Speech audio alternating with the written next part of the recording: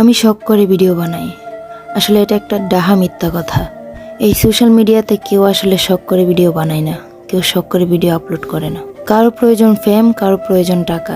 আমার এই কথাগুলো অনেক কন্টেন্ট ক্রিয়েটর আপু ভাইয়ারা আছে, শুনলে হয়তো বা ভালো লাগবে না, বাজে মন্তব্যও করতে পারে, কিন্তু আমি আসলে সত্য কথাই বললাম। এই সোশ্যাল মিডিয়া, এই প্ল্যাটফর্মে এত সময় ব্যয় করা, এত কষ্ট মেহনত করে ভিডিও এডিট করা, ভিডিও ধারণ করা, ভিডিও আপলোড করা এত সময় সাপেক্ষ, অনেক সময় সাপেক্ষ ব্যাপার। এই শখ করার কি সেই বয়সটা আছে যে শখ করে আমি ভিডিও ছাড়লাম?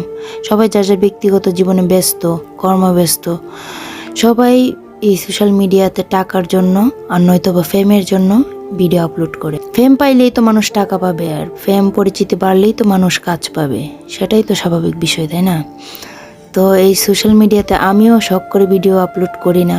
আমি আমার প্রয়োজনের একটা পরিচিতি বানাইতে, নিজের টাকা আর্ন করতে চাই, তাই আমি ভিডিও আপলোড করি, মেহনত করি। আল্লাহ পাক জানি না আমার এই ধৈর্য কতখানি রাখবে, আমি কতদিন এই সোশ্যাল মিডিয়াতে স্টে করতে পারবো, আমার কোনো ধারণা নাই। যাই হোক, আজকে আমি ছোটো মাছের তরকারি রান্না করলাম। ভিডিও ভালো লাগলে অবশ্যই লাইক, কমেন্ট এবং ফলো দিয়ে পাশে থাকবেন এবং আমার ইউটিউব চ্যানেলটি সাবস্ক্রাইব করে দেবেন। ধন্যবাদ।